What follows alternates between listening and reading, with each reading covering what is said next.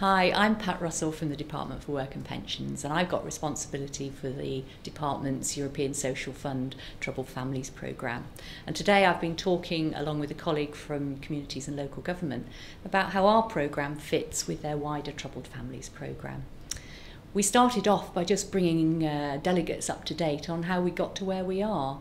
We started looking at our programme way back in the early part of 2011 and have been out to local authorities to talk about how they would work with us in identifying families to come onto our provision, which is very much geared towards multi-generational workless families or families that entirely are out of work. Later on in the year, the Prime Minister announced the 120,000 Troubled Families programme, which is headed up by Louise Casey in Department for Communities and Local Government. And we recognise that there's been a bit of a hiatus here because local authorities were also involved in identifying those families.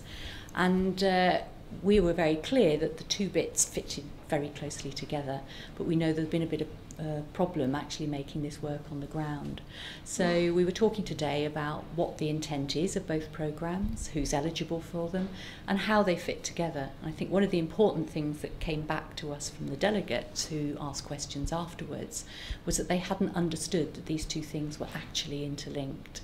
So of all the 120,000 families that the local authorities are expected to identify for the bigger programme, 5 out of 6 of those are expected to be referred to our ESF provision. So that provision is there, £200 million worth of support for getting people closer to the world of work. Not everybody needs to go into work, but we are going to be helping a lot of those people prepare for the world of work. And that fits very well with some of the other support that the wider programme can provide people in terms of helping youngsters stay at school or dealing with people who've got antisocial behaviour orders or other criminal records.